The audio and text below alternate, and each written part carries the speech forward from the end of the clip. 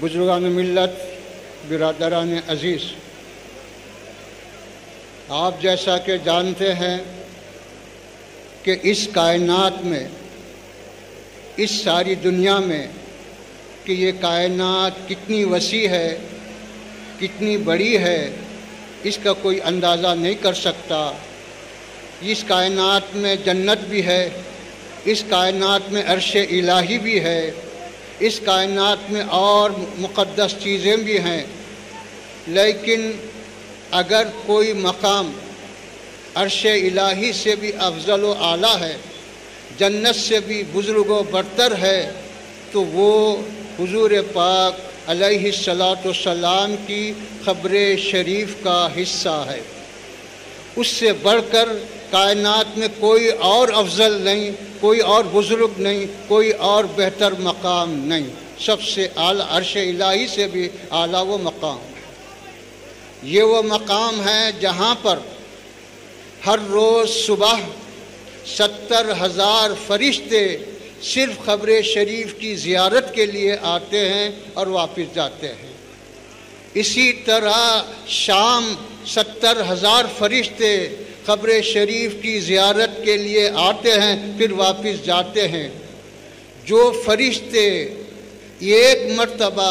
قبر شریف کی زیارت کی سعادت حاصل کیے، قیامت تک پھر دوبارہ ان کو زیارت کی سعادت حاصل نہیں ہوتی۔ یہ حضور پاک علیہ الصلاۃ والسلام کا صدقہ ہے کہ ہم گناہگاروں کو بار بار یہ سعادت نصیب ہوتی ہے، فرشتے بھی حاصل نہیں کر سکتے۔ پھر میرے بزرگوں اور دوستوں، قیامت آئے گی، ہر مسلمان کا ایمان ہے۔ دجال نکلے گا، ساری دنیا میں فساد برپا کرے گا، یہ ساری تفصیلات احادیث میں موجود ہیں۔ یہاں تک کہ دجال کعبہ شریف کو بھی ڈھا دے گا، مکہ مکرمہ کو برباد کرے گا، وہاں کے لوگوں کو ہلاک کرے گا۔ لیکن جب مدینہ منورہ کی طرف آئے گا، حدود مدینہ پاک کے پاس جہاں حدود ختم ہوتے ہیں، جہاں پہاڑ ہے، اس پہاڑ پر چڑھ کر یہ کہے گا کہ میں اس قبر شریف میں جو موجود ہیں ان کی وجہ سے مدینہ میں داخل نہیں ہو سکتا۔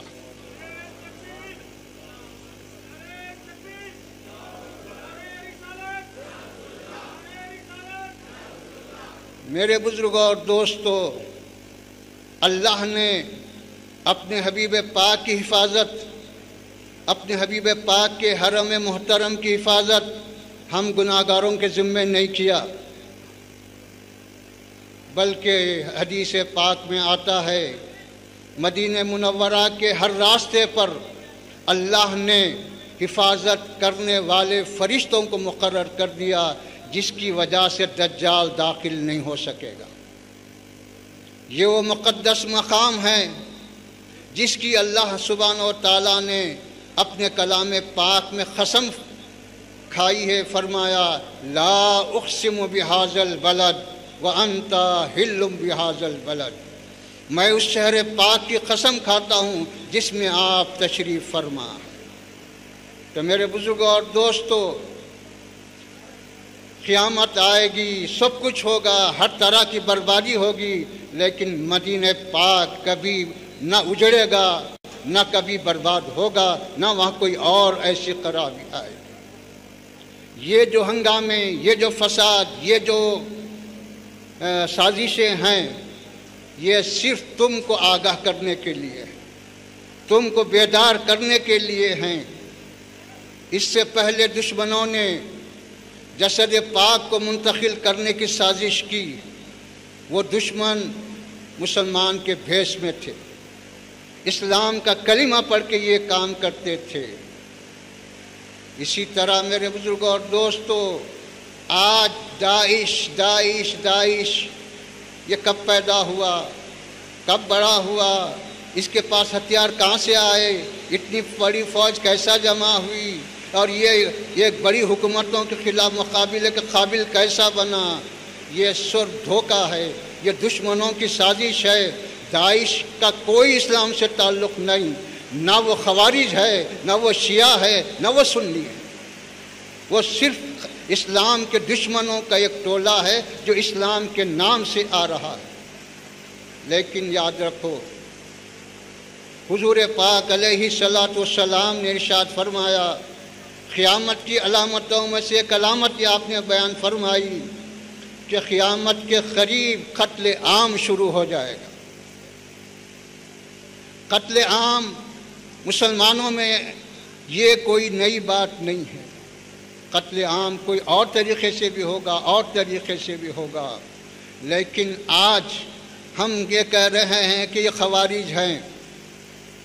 تو دشمن تو وہی کہہ رہا ہے کہ شیعہ کو اکسا رہا ہے کہ یہ خوارج ہیں، سنیوں کو اکسا رہا کہ یہ خوارج ہیں، ان کو اکسا رہا کہ یہ شیعہ ہیں، یہ ان کو اکسا رہا کہ یہ سنی ہیں۔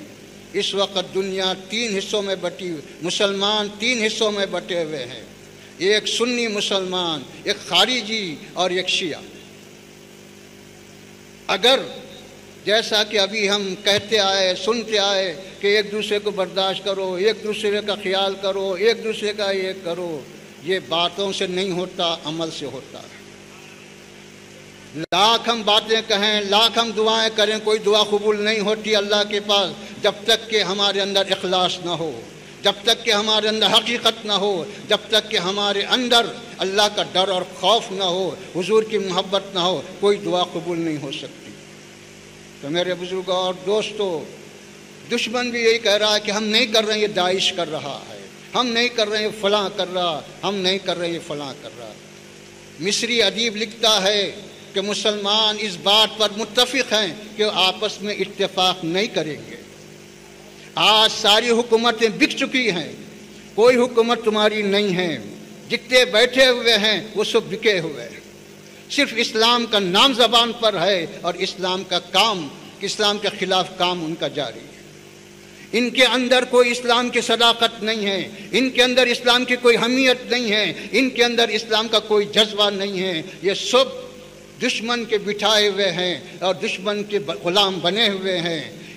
سارے مسلمانوں کی دولت دشمنوں کے ہاتھ میں دے دیے، سارے مسلمانوں کی قوت دشمنوں کے ہاتھ میں دے دیے، سارے مسلمانوں کا جذبہ، ان کا جو کچھ بھرم تھا وہ دشمنوں کے حوالے کر دیے۔ اب یہ کہہ رہے ہیں کہ یہ داعش کر رہا ہے، یہ فلاں کر رہا، یہ ایران کر رہا، یہ فلاں کر رہا، یہ مصر کر رہا، یہ سب جھوٹے دعوے ہیں۔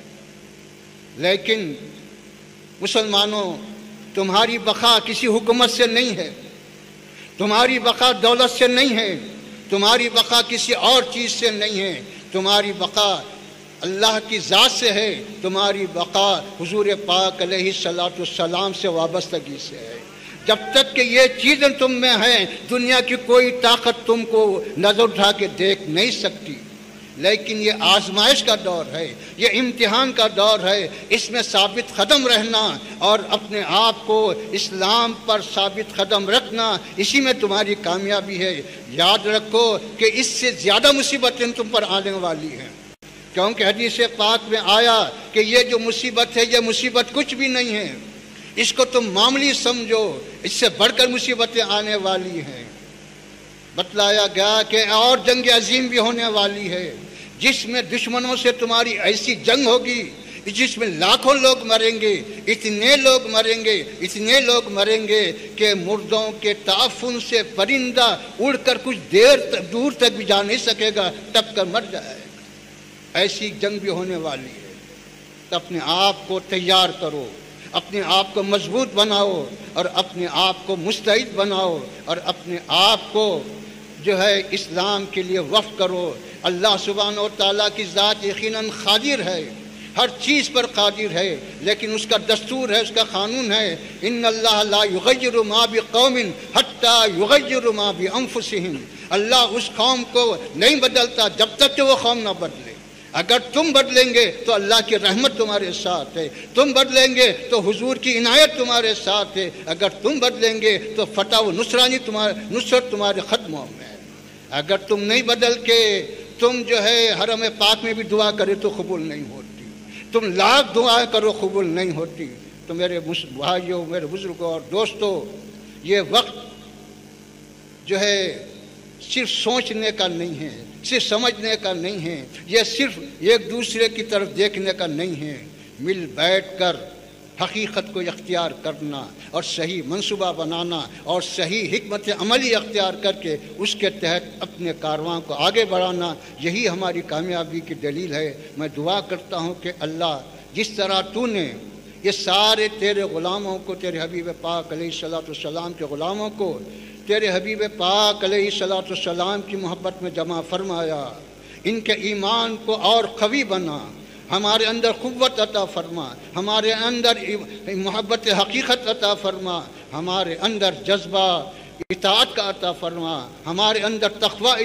عنایت فرما، ہمارے اندر اتحاد و اتفاق عطا فرما۔ صلی اللہ تعالی علی خیر خلقہ و نور عرشہ و آلہ الطیبین و اصحابہ الاکرمین اجمعین برحمتک۔